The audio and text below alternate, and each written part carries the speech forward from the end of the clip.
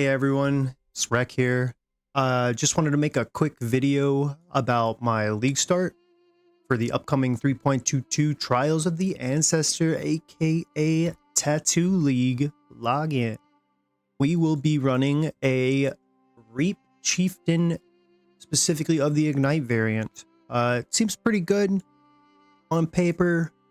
Ignite Prolif is a pretty satisfying playstyle if you like dots. Should be pretty decent based on what we've PoE'd. The build gets a lot of defenses. At minimum, it just won't die once we get to this point. This is like a pretty scuffed tree. We don't know if this is going to be what I'm going to be running at the very end of the game. So this is just like a, hopefully I can make it to this point. Everything's really farmable. Nothing's special. None of the Chieftain passes are currently working in PoE, so we've got some configs to make up for that. We basically will be really dipping into the new Valaco, where the modifiers to maximum fire resistance also apply to maximum cold and lightning resistances, and we're just gonna get as much max fire res as possible and cap our resist that way for the most part. And the same thing goes for Tassaleo. We're gonna stack fire res, which also has synergy with a fire mastery that gives us life regen per each 1% uncapped fire res. This may not be the most efficient way to use this mastery, but it is good and synergizes well with Reap, which is a life cost skill. So the build itself will be very comfortable to play in that regard. As you can see, we path up through the Scion wheel because we ended up getting nothing but defenses down here, and these are pretty important to the maximum res aspect of the build, including like Soul of Steel down here. We get Unwavering so we can avoid being stunned. This is, however, not how I'm going to level because this has got 0 damage down here. You will struggle no matter what you play. So I will be doing a respec, I guess, somewhere around in red maps to get something like this or similar. We don't know if this is the most efficient tree. Another person in the Games Life community kind of looked at this with me, and we got some stuff in here. We got a really nice spot for a timeless jewel here. You can use Doriani or the one with Divine Flesh. I forget the name. Zibakwa. So yeah, either or. I decided to go with the extra life. It's pretty decent. There's I left it with 4 free points open because it reaches any of these wheels, and if you hit some good stuff like, yeah, I think this one actually has, no, doesn't, never mind. Yeah, like here we go, maximum fire res. So like I can give him another max res here. So yeah, pretty nice. Be easy to get from an SSF perspective. Legion's on the map device. I'm a Fortune Favors the Brave spammer. I really like it. So I'm going to be doing my Atlas built up for it and trying one of the new keystones for it once I have some Chaos Orbs. You can see here we took Elemental Overload. If you ever played an Elemental build, this node is bonkers for damage. It's got good placement for another damage over time multiplier. Overall pathing is pretty solid, but we may get something a little more efficient once we get to end game. I have a full cluster setup here. We are using Disciple of Kitava to consume nearby corpses to recover life and mana, along with some socket trigger tech, which we'll have to kill Katarina, the mastermind, to get this craft. I believe that's where it's from. I haven't played in a little while. But we're going to be doing this with Desecrate and Spell Cascade, and maybe seeing if Cinder Swallow works with it. It's not that great. This thing, it's kind of, they nerfed it, but I'll give it a shot. It'll be fancy for mapping at least. It'll definitely work for mapping. It'll give us giga speed. Our mapping speed's going to be insane for a Chiba Beef Boy. It's going to be nice. That's mainly why I'm pretty comfortable. I know the DPS seems kind of low here, but you got to think I'm going to be pressing one button and, you know, over the course of 3 seconds, we're doing 3 million damage on the screen. And if you've ever done just a non-alked P16 map with 3 million DPS, it tends to farm pretty quickly. It'll have trouble with some single target stuff, potentially. but we won't fully know how strong we are on that because these nodes aren't exactly working yet, or how they interact. As far as one of the new passives, I did hand jam in the config for the Namahu Flames Advance. It transforms, increases, and reductions to other damage types in a large radius to apply to fire damage. So that means like right here in this large radius, these attack damage nodes now give me fire. This is maybe not worth it. It's just temporary for now. And this whole area may get gutted, but this also gives us 20% fire damage over time multiplier, some flat life, and percent fire. Gonna be using Avatar of Fire along with the Mastery to get 90% physical converted to fire. So Reap will be doing mostly fire damage. Big increase there. So we're gonna take Sovereignty for reservation so we can fit auras, as well as changing out our Ignite Proliferation with Fan the Flames on a medium cluster. If I get this medium cluster before I get the 8 passive, I'll probably end up speccing into it so I can get that gem link. I'll POB it to see if it's stronger. Probably will be, honestly. So we will figure it out as we go. If you've ever seen me play PoE, you know I just kind of like to wing it. We know enough about the game at this point that we can just dive in, though it is always better to go in with a plan. But, you know, some of us like to suffer. Some of us like to suffer a little more than others. Just a little more. You know what I mean? A little more. Speaking of suffering, we're actually going to be league starting on Explosive Trap. I know that sounds weird. Yeah, I know. As a Chieftain, the problem with that is pathing. And I'll get into that a little bit further on. I don't recommend it. Go over the gear real quick. Well, actually, let's go over the skills real quick. So we're just running a basic 6-link 2020. This is supposed to be in like red maps, level 96. Like we're gonna be blasting AoE. It's very quick maps. Pretty basic 6-link. I didn't use the new supports because they look like DPS downgrades. I don't know. Maybe there's something weird going on with the calculations. I don't have our Infernal Cry here configured in. It doesn't actually apply. Because, oh wait, maybe it does. Okay, well, it's not turned on anyways, that's fine. We'll just let that be. I won't even get into that. Using Malevolence, Determination, and Herald of Ash. I have Enlighten here, but it's not ticked on because, you know, yeah, things happen. It's SSF for me. It's all I play. We may not actually ever see one. I had it happen to me a couple leagues ago. I farmed like 400 hours for Empower. Finally got it. We'll see. But ideally, if we can manage to get a Giga Maven Enlighten, potentially if you corrupt that, you can fit another aura.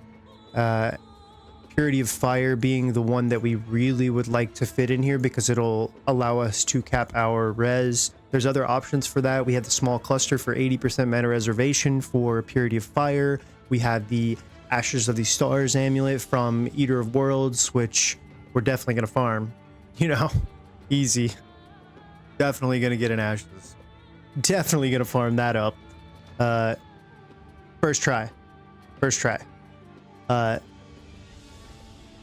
Using Molten Shell, pretty basic.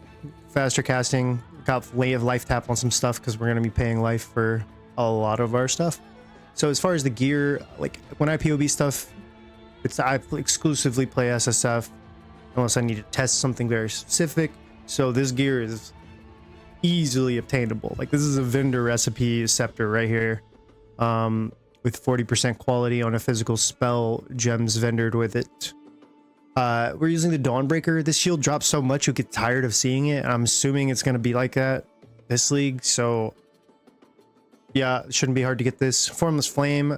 Breach is on the map device. This build is pretty good at clearing just all the mobs in Breach because Ignite Prolif will keep corpses ignited and it'll spread. The large cluster I put in here, I actually need to fix it. It has Cremator, but Cremator needs to be removed. I will fix that before I upload this. But the gear is, I mean, there's nothing special. We're using Eater Exarch influence stuff, pretty basic. There's nothing special. It's just life, fire, and chaos res. Life, fire, chaos res, movement speed. The amulet's only chaos res and physical, and the anointment on it is cannibalistic right, which is not my best anointment by so far. The best one being probably dirty techniques down here, which gives us a whole buttload of damages. Yeah, here it is. No, that's definitely different now. But yeah, that's, I mean, it's way better still than the cannibalistic right. This doesn't give very much at all. It just reduces the life cost, but it's very cheap, and we can get this very early, so I know I'll have this by the time I hit this level. What else do we got here? Emberwake, ideally, the double ignite stacking, it's pretty solid, feels really good. Gonna be heisting a bit, see if we can get this. Try. But yeah, everything else, we get a freeze a void over here on the Stygian with a hypnotic. There's nothing special though. This is very obtainable SSF gear. Over in config, I've hand jammed in what the, like, this is the stuff for the Chieftain Ascendancy that does not work, with these increases in damage here being from beep, beep, beep, right here, Veteran Soldier, and from Command of Steel. You can see my dot damage. Boop. Oh no, I done goofed. See, it affects our damage there. About 70k dot damage. Yeah. So once I get it fixed, we'll be able to play with this a little more. I did hand jam in the new supports, but they seem like a DPS downgrade. Very easily with a corruption and another craft on something, we could hit another +2 physical spell gems, which is a big, massive damage increase for us. We want to get some more spell levels eventually, but this we're going off the most easily obtainable stuff right now, because this is tailored for SSF. Trade League can go wild with this, probably make this do a ton of damage. We do have the option of an insane double damage Watcher's Eye for Malevolence, which will give big damage, though I've configured it for a recovery and immunity to crit one. So yeah, overall looks pretty good. I look forward to playing it. Ignite Prolift's a very satisfying playstyle. It's a fast mapper. Should be able to level up pretty quickly. I'm gonna see how fast we can get up into red maps safely and try not to die doing so. As far as leveling goes, I have included a Act 1 and a leveling gold tree for anyone feeling frisky enough to try this build. But basically all you're looking for is spell damage, dot damage, +1 to physical skills ideally. You want resists, armor, and attributes. Specifically attributes, you're going to want some dexterity for some of these, or some intelligence for some of these jewels. But yeah, we'll have to level a Shadow to about 8 and kill Brutus to get our Combustion gem from him, as well as get a Bear Trap from him, so that we can survive the early game. The tree's kind of scuffed. We don't really get damage for spells like that, but we can get physical damage increases. That's why I feel like I'm gonna just kind of full send it towards Explosive Trap. But we take Born to Fight. It's actually good damage early on, and then come up and we can get Avatar right away. It's a huge damage increase to Arsonist, because we have the Combustion Jewel. I haven't actually tested this, so I'm going in blind playing this, but it should be okay. Just Flame Dash, Vitality and Clarity, just quality of life stuff with Flame Wall. You Steel Skin on left click to prevent bleeding and whatnot. As far as going further on, we'll do leveling here. Change everything. Leveling. Boop, boop, boop. Okay. So yeah, so we've swapped over to Reap here. This tree is 67, so he's in mapping at this point, but you can see in the tree, like, it's still got the original. We end up getting some more life, some regen to deal with the life cost of Reap. We path up to Divine Judgment and then come over here too. This is so that our Ignite chance is going to be kind of scuffed for a little while. but we can come over here and get a little extra. Seemed like it was worth it. And then go up here and live up in these fire nodes. It may actually be better. I don't think it matters. It's about the same. Yeah, it's about the same. Either going up here or there first. Though you will have more potential damage if you come up here first. However, your ignite chance will be pretty messed up. Overall, seems like it's going to be a good league starter. Maybe not explosive trap, but Reap itself, built for ignite, is proving to be pretty powerful, and the new Chieftain Ascendancy is perfect to harness its power. One thing to note is the Jewel passive here, Namahu, may not actually be worth it. We won't know. So Hanakora has pretty good synergy for the map device mods this league, which I do enjoy. I need to run Delirium and Legion, so this may actually be useful for that rather than this, but this is probably always, well, not probably, this is always going to be better for bossing. So this could be just something that I respec when I go into doing bossing and whatnot. But that would also make me spec out of like Veteran Soldier and that jazz. Yeah, look forward to playing it. Come see my progress on it. I'll be streaming at twitch.tv/The Reclamation. See me struggle in Act 1 on Explosive Trap or struggling in-game. Just kidding, I'm not going to struggle in in-game. This is going to be amazing in in-game.